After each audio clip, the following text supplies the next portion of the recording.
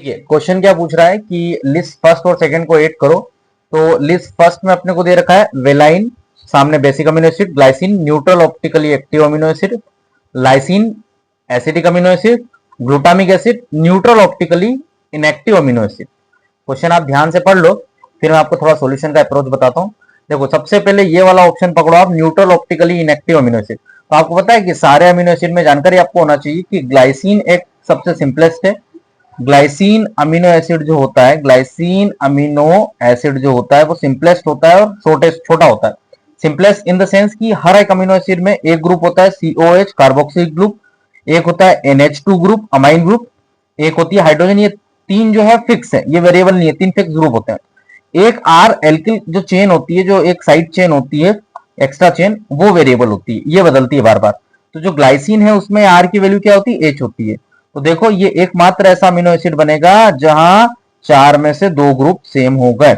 और दो ग्रुप कौन से सेम हो गए, हाइड्रोजन हाइड्रोजन, तो चारों सेम हो गए। चार अगर डिफरेंट ग्रुप होते तो ऑप्टिकली एक्टिव होता, बट यहाँ चार चार में से दो ग्रुप सेम हो गए। ये सिर्फ ग्लाइसिन में होता है, आर की वैल्यू H हो जाती है, इसलिए दो ग्रुप सेम हो जाते हैं। इसलिए जो ग्लाइसिन है ये optically inactive amino acid, optically inactive amino acid बहुत खास बात है, कई बार एग्जाम पूछी जाती है, आप ध्यान रखना। तो ग्लाइसिन जो है ऑप्टिकली इनएक्टिव, यानी बी का फोर्थ आंसर आएगा, बी का तो फोर्थ होगा। तो मुझे बी का फोर्थ कहाँ कहाँ नजर आ रहा है मैं देखूं तो, अरे एक ही ऑप्शन है बी का फोर्थ है। CUT का इतना आसान क्वेश्चन था, शानदार, ये एक ही ऑप्शन है बी का फोर्थ है भैया। अगर आपको ये भी पता होता तो आप चौथा आंसर लगा के आ सकते थे, ठीक है। बट देखो मैं आपको थोड़ा सा और इसमें इंफॉर्मेशन देता हूँ। यहाँ पे क्या लिखा हुआ है, एसिड, यानी कि ये एसिडिक अमीनो एसिड। अरे भैया ये नाम में ही एसिड है उसके, है ना। जैसे कि नाम में ही एसिड है उसके, जैसे ग्लूटामिक एसिड है, एस्पार्टिक एसिड है, तो ये क्या है, ये एसिडिक अमीनो एसिड है। तो इसका ऑप्शन क्या जाएगा, डी का एसिडिक अमीनो एसिड थर्ड। तो देखो डी का थर्ड भी दिया हुआ है, ठीक है, ये डी का थर्ड दिया हुआ है। अब इसके बाद लाइसिन देखो, मैं आपको बताऊं दो तीन अमीनो एसिड आप ध्यान रखना।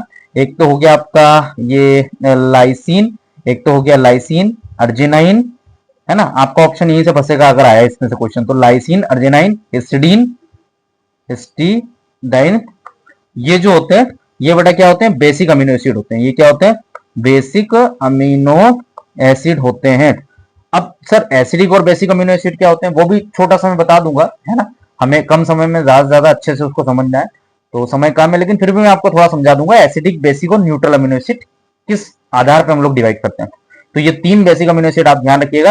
अब रही बात लाइसिन की, लाइसिन का थोड़ा सा स्ट्रक्चर बताऊं तो जैसे मैंने आपको बताया कि तीन ग्रुप तो हमेशा फिक्स होते हैं, H COOH NH2, और ये जो R ग्रुप है वेरी करता है। तो देखो R ग्रुप क्या होगा, एक कार्बन, दो कार्बन, तीन कार्बन, चौथा कार्बन, और पांचवे पे जाके NH2 होता है, पांचवे पे NH2 लगाता है। तो ये R ग्रुप होता है, ये वेरिएबल होता है किसमें, ये होता है लाइसीन में। और लाइसीन में होता है तो एक्चुअली इसको बेसिक क्यों बोला, क्योंकि देखो हर अमीनो एसिड में एक NH2 एक COH तो रहेगा। अब जो डिपेंड करता है R ग्रुप में, अगर जो ग्रुप आ रहा है उस पर डिसाइड करेंगे कि क्या होगा। तो देखो R ग्रुप में NH2 आ रहा है, मतलब ये बेसिक ग्रुप होता है। अमाइन क्या होता है, बेसिक होता है। कार्बोक्सिलिक ग्रुप क्या होता है, एसिडिक होता है। तो ये बेसिक अमीनो एसिड होगा, ठीक है। आप बोलोगे सर R ग्रुप में अगर मान लो बेसिक भी आ रहे हैं और एसिडिक भी आ रहा है, तो जो ज्यादा नंबर में आएगा, अगर मान लो इसमें दो बेसिक ग्रुप है और दो एसिडिक ग्रुप, ऐसा होता नहीं कि मतलब ऐसा, है ना। मतलब एक एग्जांपल मैं आपको दे रहा हूं कि इसमें दो बेसिक ग्रुप है और मान लो तीन कार्बोक्सिलिक ग्रुप है, तो मतलब एक कार्बोक्सिलिक ग्रुप ज्यादा है, तो फिर ये क्या हो जाएगा बेटा, ये हो जाएगा आपका एसिडिक, है ना। और अगर मान लो इसमें चार कार्बोक्सिलिक ग्रुप है R चेन में, और पांच जो है अमाइन ग्रुप हो गए, ये इन प्रैक्टिकल में बता रहा हूं, थोड़ा सा मैं आपको एग्जाम्पल के हिसाब से बता रहा हूं कि जो ज्यादा होगा उस ग्रुप के हिसाब से नेचर हो जाएगा। तो अभी इस R ग्रुप में क्या है, एक दो तीन चार कार्बन का है और यहाँ NH2 लगा है, मतलब एक एक तो पहले ही थे और एक ज्यादा हो गया, NH2 तो बेसिक हो गया। तो इस तरीके से एसिडिक बेसिक बिहेवियर होते हैं, क्लियर है ना। बाकी एक एसिडिक और एक बेसिक ग्रुप तो यानी NH2COH तो हमेशा होता है।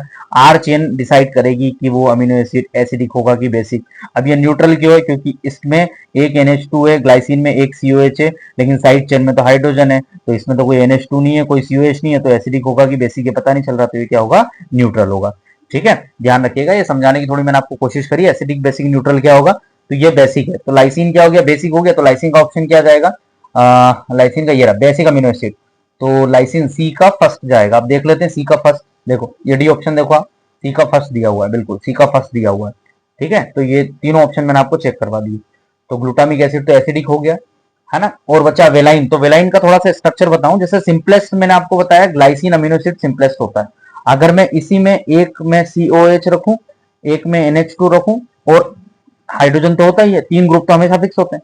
चौथे में अगर मैं CH3 ले लूं तो इसको एलेनाइन बोलते हैं बेटा, ये भी एलेनाइन। तो ये भी क्या हो जाएगा, न्यूट्रल हो जाएगा, क्योंकि R चेन में क्या है, ना NH2 है ना COH है, और ये एक और ये एक तो बराबर है, इससे तो डिसाइड होता नहीं। R ग्रुप में NH2 या COOH है, उससे डिसाइड होता है, तो R ग्रुप में तो CH3 है, तो एलेनाइन भी क्या हो गया, न्यूट्रल अमीनो एसिड हो गया, न्यूट्रल अमीनो एसिड। तो देखो एलेनाइन तो दिया नहीं उन्होंने, क्या वेलाइन पूछा ना, वेलाइन बताता हूं मैं आपको, एलाइन है ना। तो वेलाइन में क्या होता है कि आइसोप्रोपाइल यानी 3 कार्बन का हिस्सा जुड़ा होता है इस कार्बन से, है ना। ये जो कांस्टेंट कार्बन है हमारा, जो इसका आइडेंटिफाइड कार्बन है, इससे ये आइसोप्रोपाइल वाला हिस्सा यानी कि CH3 CH और CH3 ये हिस्सा जुड़ा होता है, इसको बोलते हैं बेटा वेलाइन। क्या बोलते हैं इसको, वेलाइन। और ये भी क्या हो जाएगा, न्यूट्रल, क्योंकि इस हिस्से में R ग्रुप में कोई NH2 या COH नहीं है, तो वेलाइन भी क्या हो जाएगा, न्यूट्रल। और ऑप्शन में उन्होंने वेलाइन दे रखा है, तो वेलाइन क्या हो जाएगा, न्यूट्रल अमीनो एसिड। तो ए का सेकंड आएगा, देखते हैं दे रखा है क्या। हाँ, चौथे ऑप्शन में ए का सेकंड दे रखा है, ठीक है।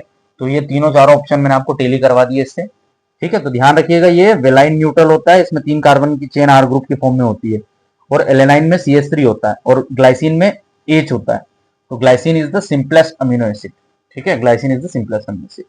तो ये 2-3 सबसे सिंपल ग्लाइसिन हो गया, उसके बाद एलेनाइन हो गया, क्योंकि H की जगह CH3 है, तो ये भी न्यूट्रल है, ये भी न्यूट्रल। और बेसिक अमीनो एसिड में आपको 3 ध्यान रखने हैं, लाइसिन, अर्जिनिन, हिस्टिडीन। ये इस क्वेश्चन में काफी सारी जानकारी आपको दी है, ये आप जो है कभी अगर इसको क्वेश्चन आए तो ध्यान रखना है आपको, ठीक है। चलिए, ऐसे ही मजेदार क्वेश्चंस के लिए और सॉल्यूशन देखने के लिए सब्सक्राइब करते रहिए, शेयर करते रहिए, ठीक है। Thank you.